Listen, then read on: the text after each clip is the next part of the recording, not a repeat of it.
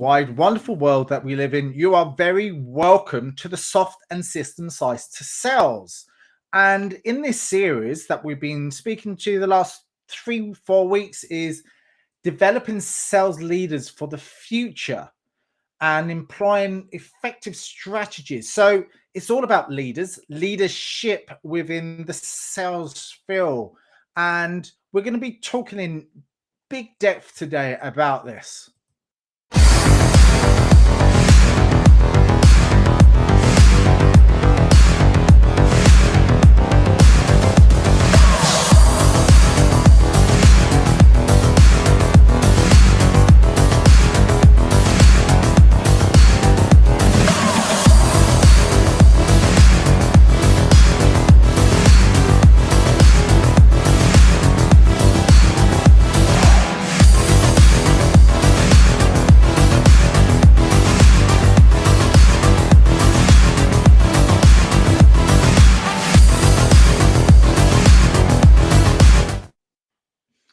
So welcome back. And my good friend Shay Lynch on my left, which is correct, and I've got that correct today. And we're lucky enough we have no technology issues today, Yes. which is awesome. So thanks, Shay. Every week we speak about a different subject. And again, this week we are developing sales leaders, but we're talking about negotiation. And I think the best place to start is in our lives. We do this all the time. We negotiate everything that we do. Like I had to negotiate with my kids this morning because we had a big downpour in Ireland, and it's about getting the kids out of the door when they're playing snowball fights and getting them into school on time and the school being open. And I had to negotiate with traffic. I had to negotiate with snow, but also I had to negotiate with my daughter who also wanted to be dropped off as well, and she didn't want to do that, and I didn't want to drop her off, so we had to negotiate and we had to mediate to find a win-win solution for us all. But every other area of our lives we have to negotiate. Let's start off to the point here, and then let's get into the bigger picture. Shay, what about yourself? How do you see negotiation? Well, you know what? It's a really good way to open the conversation, Jason, because as you said, everything is negotiation. And what I like to say is we need to understand the distinction between negotiate, manipulate, right? And compromise, right? There's subtle differences between them because when you manipulate, Jason, like you could easily, your example of the kids, you could say, look, I'll give you sweets later if you get in that's a sort of manipulation, right? Yeah. But then there's the compromise, Jason. Compromise is never good. Sometimes compromises are good, but when it comes to negotiation, it's not always good because it can weaken your stance, weaken your proposition, weaken your value in the eyes of your potential client. So it's really important to understand the word negotiate. Negotiate your value and service in return for what they will receive from you to get that balance correct. And even if we stick with the sales leader for the moment, like they have multiple levels to negotiate on, even inside their business, never mind going outside to their potential customers, right? They have to negotiate with their fellow directors at their level, maybe the CEO, because Jason, one of the biggest things that happens every year, and when strategies are done for the upcoming year, sales are always told, yeah, you need to up your sales by 20%, right? Yeah. That's just sales. Everybody puts pressure on sales to get that extra 20%. So it's really important for a leader to negotiate, to understand why do you need 20%? What do the sales team have to do? Why are other areas of the business not doing stuff? Because 20% profits, Jason, if you're talking about 20% profits, what does that actually mean? That could also mean 20% reduction in cost, not just 20% extra sales or 20% extra customers. So again, it's really important to start with the internal view for the leaders to say, well, what does that mean for a leader? Yeah. And it is, I think you need a high degree of an emotional intelligence to really understand, number one, yourself and looking at what that 20% might look and feel like to yourself, to your team, but really understanding the values behind that. And I think as a leader, and especially as an inspiring leader, you had to really understand everything about it. And I think emotional intelligence, I know we discussed this on different podcasts, just particularly on emotional intelligence, but I think it plays a massive part, because the more you can understand yourself, the better that you can negotiate with other people. And especially in the areas of conflict, and especially when you're discussing these areas of increase in sales targets and margins and all that, but you have to have that conversation with the CEO, but then with the other leadership teams as well, whoever else that might be. The marketing, do they necessarily need to increase their productivity and their collaboration so it can be a win-win? So you have to negotiate that so everyone wins in this process, because what actually might happen at the end result, if we do win, then the company wins as well. So there's a strategy and implication with the whole of the business there. But again, emotional intelligence and how we communicate these messages outwards. And I think that's part and parcel of that negotiation process. Yeah, no, I totally agree, Jason. You need, because that whole emotional intelligence and awareness and understanding from the other person's perspective is super important. So then you can then build your service or your sort of stance so they understand it correctly. And again, we can divide that to internally and externally, Jason. Like if you're sticking internally, you need to know what your limits are from yourself, but also your team, what they can actually deliver. And then to truly understand why the directors are coming to you and saying, we need 20% extra sales. It's about building that. Well, why do you need 20% extra sales? Building that, getting that view. So eventually you get into a situation where you can come to an agreement, because then you fully understand. But again, Jason, negotiation is not about just accepting what you're told. You need to have like your baseline where you're not going to negotiate anymore. You need to have those bottom lines that you can tolerate, because at the end of the day, like you're going to put extra stress on your teams. They're going to have to work a lot harder, knocking more doors or whatever it takes to get those sales. That's not always feasible, and it's not always fair. And then you can have counterproductive results and consequences because you're pushing them too hard. And two things will happen, Jason. They'll either cut back in contribution or they leave. And it's actually worse if they cut back in contribution and stay, because they're doing less. And you have to keep people motivated. So that's why, even just on an internal level, from a sales leader's perspective, they need to be strong negotiators with their leader, with their peers, and then with their teams as well. So everything is aligned, complementing each other and not contradicting.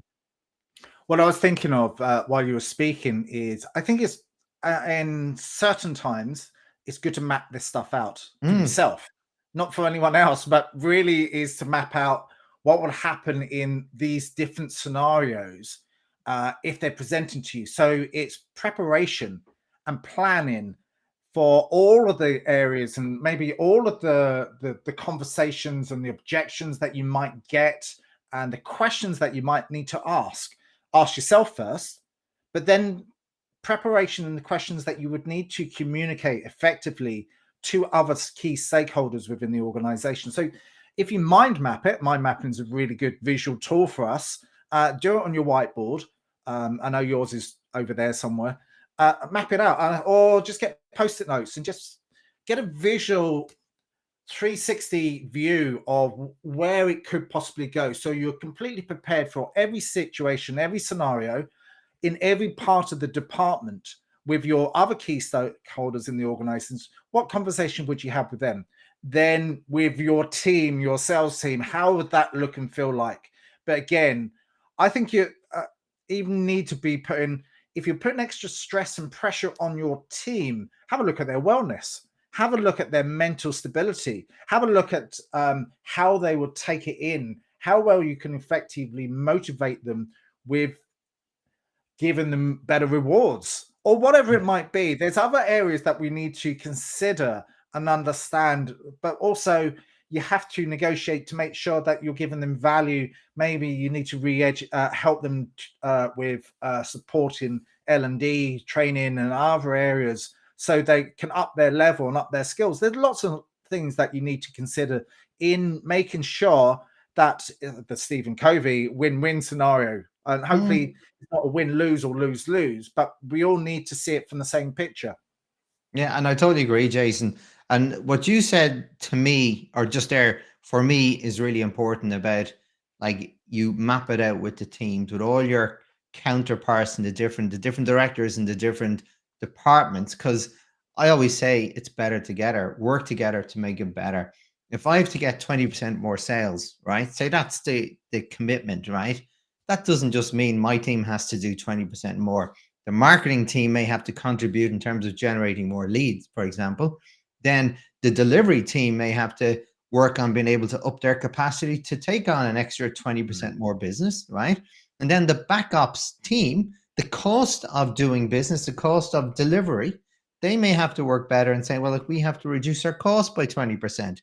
So it should be a unified approach, holistic approach, not just one team being pulled on its own.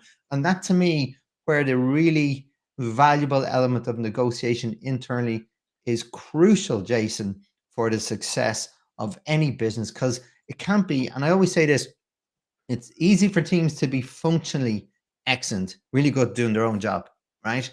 But what about cross functionality? What about the inter team dependencies? And I always talk about it, systems thinking. How are you all aligned working together? Mm. How are you all doing it together? As opposed to me doing one thing in one department, you doing a different thing. And then all of a sudden, when we come together, we realize it's not right. And then we have to rework it, because that happens a lot. And it Yeah. happens a lot between marketing and sales, never mind any other teams. So it's important to make sure you've got that effectiveness working between each team. I think the word that you're looking for there is collaboration and Collaboration, key cross-functional collaboration. collaboration. Yeah. Absolutely.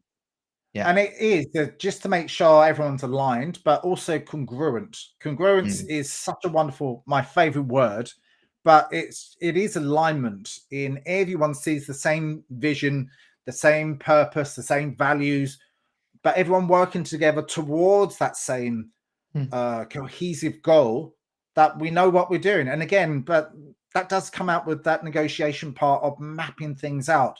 But I always like to use that big T, which is trust. Trusting that everyone sees it and feels it and does it.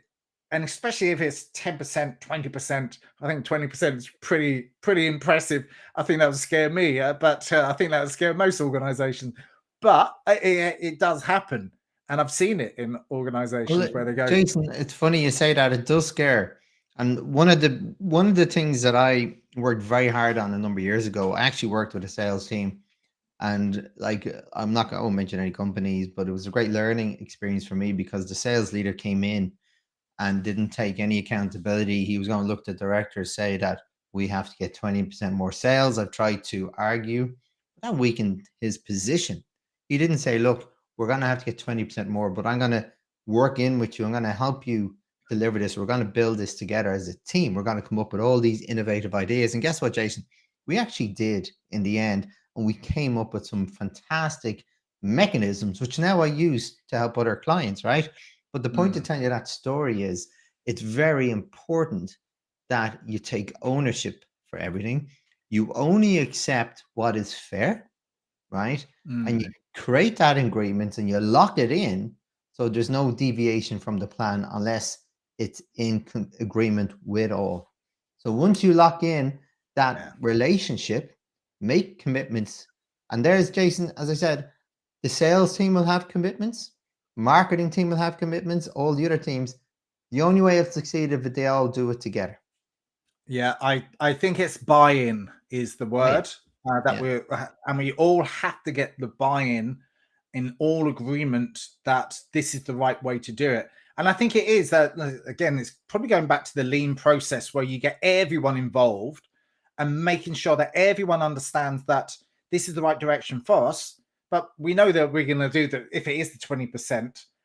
But it's also the change that people have to embed it into their brains. And it is, again, it's I'm using all these fancy words, but it's change management as well. It's another direction for the organization. If it is, maybe they've got new products, new services that they're going to go, well, because we got all of this, we have to make sure that they work.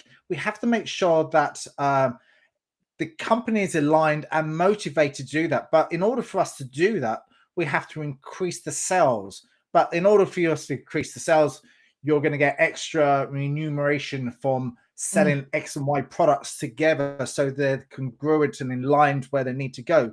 But the guys need to be motivated to do that. But then the marketing team need to be structured in place and plonked into place that it is in a self-alignment. And I know we've spoken lots about this before, but the negotiation is absolutely critical in this part. No, it is, Jason. And I know we're already up in 15 minutes. We've only talked about negotiations internal to and I hate saying the word battles because there's always battles between senior management and leaders, right? So really, it's truly important to master these skills just so you can communicate effectively and create, as you said, that cross collaboration and win-wins together. And I do believe, again, as I always say, it's easy to point fingers at sales teams all the time. They're the lifeblood of a company, and absolutely they are. But they're only as good as their weakest link, and that's every other part of their business too. So it's all about that synergistic approach to business performance, right? But then, even if you talk about where does negotiation skills come from a leader perspective outward to the business, and I believe it's two levels, right? One is when that leader is getting involved in some of those high value contracts or big businesses, the really one-offs, that one contract you want. And then also, so supporting your sales team on that, but also then supporting your sales team and teaching the art of strong negotiation skills, because it's really important, Jason, because you know as well as I know, I mentioned the word earlier on, you can either manipulate or influence, and negotiation should be along the lines of influence as opposed to manipulate, because manipulate, you get one sale quickly, you won't get repeat, you won't build that relationships. And that's why I really thoroughly believe the negotiation is paramount in the sales cycle, because you don't want to go into a relationship, then you start to feel bad or bitter feeling towards it because you feel you've got hard done by, which can happen, Jason. Then you have to learn, you have to create a strategy to exit that work with that client. You don't want to go there, and you don't want to cut yourself short. And then if people are trying to manipulate you, Jason, and cut you down on price, maybe it's a case of, well, should I be working with these? So it's really important to learn the value and how you can, as you said earlier, create that win-win all the way through. Before I ever do anything, Jason, and again, I've learned the hard way, is what is the win-win? What do I believe the win-win is? And then I talk with my potential customers what they believe the win-win is. And then we see, are they aligned? And there's certain things you can negotiate, Jason, absolutely. But it's always the win-win. I've seen fantastic people do negotiation skills, and it's different if you're trying to buy something of a car dealer and you want to get the bottom price, right? There's many negotiation tactics. That's different. But if you're talking business to business, it's important for the win-win. The way of the world now, it's all very complex. So lots of different, if you're working with a company, there could be multiple stakeholders that you have to deal with. So within your company, there should be 2 people that are on the same account, or maybe 3 people that are working towards the same agreement, alignment with the other company. And preparation is absolutely key. So this is where the sales leaders should come in and check the decks, that the decks are absolutely perfect, but also to make sure that you're negotiating in advance, that you practice all the negotiation skills. What I found is there's not enough practice in any organization. They don't practice before they pitch to any client. So you need to go out there, and these are negotiation things that you might not have thought about. These are the obstacles and objections and things that you might not have thought about within the conversation. So have a look at all of that. Practice it before you get there. Have a look at areas that you can just go, no, we're not going to move any more forward. And I think it makes a proud person to pull away from a deal and say no in negotiations if they're not seeing the value and the person's just trying to knock you down for the sake of it. You have to stand your point and go, well, that is the flaw, I'm afraid. Thank you so much. Let's stay in contact. And that's a negotiation in itself. And it's a real hard thing for you to do as any professional, is to pull away from a deal. And it is lose-lose for both people, because the client's not getting what they want and we can't do what the client is asking us to do. So that's a negotiation within itself. So that's almost conflict resolution as well. Well, Seeing things you're from right. different There's points so of view. many skills interlinked with negotiation. As I said, persuasion, as you said, collaboration, conflict resolution. I think negotiation supersedes all of these, Jason, because they're all impacted by it. And you're right, Jason, you have to be prepared to walk away, because you have to know your value, your business values, your ethics, your morals, and everything. You need to and your know personal values as exactly. well, and that gut feel that you get from something that's not quite right. Yeah, and that's it, Jason. And these are the things you have to, like, negotiation is really good, but you have to have your non-negotiables too, right? You have to have, and as I said, don't compromise quality, value, ethics, morals, time, price points. I don't negotiate price, Jason. I negotiate value. And if people start talking to me price straight away, I just say, look, if you're interested in the price, I'm not interested. So if you want to stop the conversation, let's stop it. But if you want to talk about value, once I understand your needs, then I can come back with some price. It's up to you. This is something, a wise word that my mentor from the US said: I don't have a rate card, but I have an impact card. Oh, lovely. Which is slightly different. We've actually reached our witching hour again. And what one thing can you take away from this conversation, Shay, that will highlight everything that we've said? Yeah, well, I think, I'm going to say two things, Jason. There are three words: collaboration, win-win. They're the things that I want to say. Always view the win-win, because if it's a win-win at the start, it leads to more good business and relationships further down the road. I would say ethical consideration in negotiation. That means a lot of things. And I think we covered a lot of that. So I'm just going to leave it at that point. Yeah. Brilliant. So thanks once again. You've listened to the soft and system sides to sales. We generally do it on either Thursday or sometimes a Friday, but we do this every week. And we want to make sure that we give value forward and give lots of golden nuggets of knowledge, inspiration, advice, so you can actually go back to your organization. Maybe you've learned something, or you can start to question something as well. So thanks again with my good friend Shay. Thanks a lot, Jason. Thanks, everyone.